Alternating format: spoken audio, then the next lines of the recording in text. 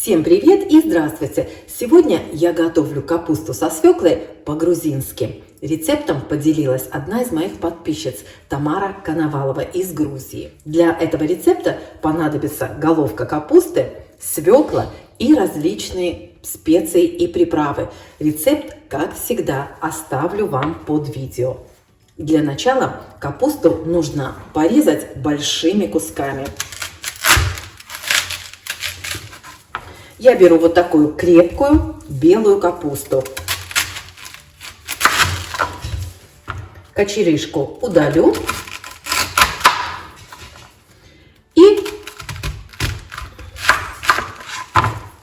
порежу капусту вот такими большими кусками. Примерно вот так. Вот так. Мариновать буду вот в такой посуде.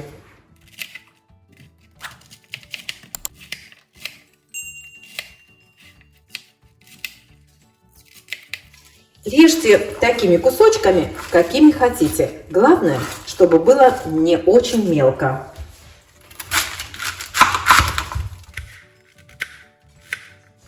Забыла вам сказать, что рассол нужно приготовить заранее. Я уже его сварила, и он у меня остывает. Свеклу я очистила и теперь порежу ее на небольшие куски или, скажем так, слои. Также свеклу можно натереть на терке. У меня свекла достаточно крупная, поэтому я порезала ее на 4 части. И теперь порежу вот такими слоями толщиной примерно 3-5 миллиметров.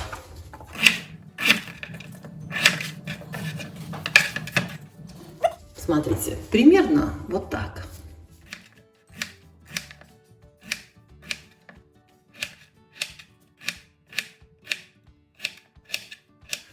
Ну вот, как всегда, камера не включилась, но я уложила сюда в блюдо капусту и свеклу слоями. Как видите, у меня здесь не все поместилось, поэтому я сейчас принесу еще одну посуду и уложу туда.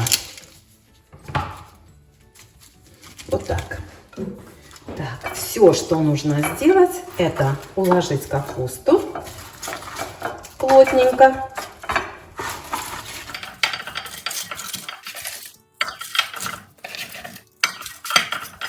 Вот так. Чуть-чуть душистого перца, лавровый лист, сельдерей, несколько веточек, чеснок. Я его порежу на части, чтобы было подушистей, и немножко острого перца, поскольку не все, конечно, любят острый перец, поэтому положу немного. И сверху укладываю свеклу, так, слоем, плотненько-плотненько.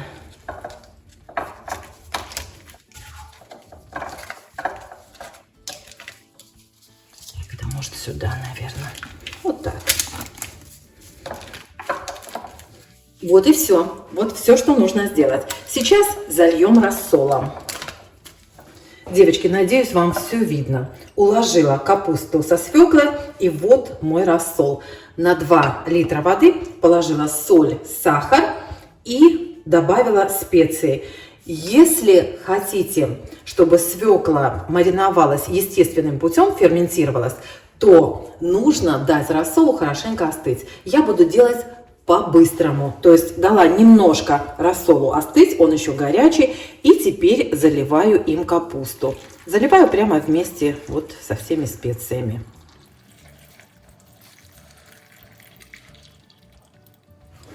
Здесь мне, наверное, не хватит. Придется еще немножко сварить. Так, полностью заливаю. Сюда наливаю немножко уксуса. Так, 2 столовые ложки. У меня уксус 10%. А сюда добавлю яблочный уксус попробую с яблочным. Вот так, тоже 2 столовые ложки. Ставлю сверху не очень тяжелый груз, просто чтобы капуста была полностью погружена, и дам рассолу полностью остыть. Здесь делаю то же самое. Положу блюдце так, чтобы просто вся капуста и свекла были полностью погружены в рассол. Вот так. Теперь дам рассолу полностью остыть, оставлю на 24 часа капусту на кухне, потом вынесу в холодное место. Вот и все.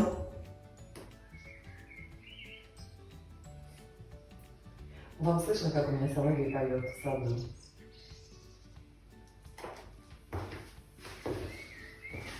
Вот такая у нас музыка с самого утра. Светит солнышко и поют птицы.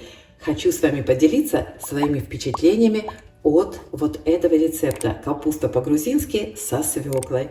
Как видите, мы ее уже попробовали на вкус. Она необыкновенная. Но должна вам сказать, что в следующий раз я внесу некоторые изменения в этот рецепт. Самое главное то, что я выдержала капусту в холодильнике 2 дня. Так, как и было сказано в рецепте. Но за 2 дня она совершенно не изменилась. Поэтому я ее вынула из холодильника и оставила на столе в гараже. Мы уехали в поездку, вернулись через 3 дня. И вот тут-то я заметила, что капуста начала кваситься. Цвет капусты стал изменяться, она пропиталась свекольным соком, на вкус она еще была не очень заквашена, то есть чувствовалось, что она еще слишком свежая, и примерно через пару дней получилось вот такое необыкновенное блюдо. То есть всего в теплом месте она у меня квасилась 5 дней. Первые 24 часа, потом я убрала в холодильник, к сожалению, зря, и потом уже 5 дней в гараже. Конечно, если вы оставите капусту, например, на кухне, или если у вас просто теплее, климат теплее, да, то заквасится она гораздо быстрее. Имейте это в виду. Рецепт очень рекомендую. Получилась очень вкусно, хрустящая капуста. Если не любите вот такие большие кусочки свеклы, то можете натереть ее на терке. По-моему, я об этом сказала в самом начале видео. Мы любим вот такую капусту, поэтому я порезала вот такими кусочками. На мой вкус ничего больше в этот рецепт добавлять не нужно. Может быть, немножко острого перца, но если вы любите чуть посолонее, добавьте лишнюю чайную ложку. Ну а теперь всем хорошего дня, пользуйтесь шикарным рецептом, приятного аппетита!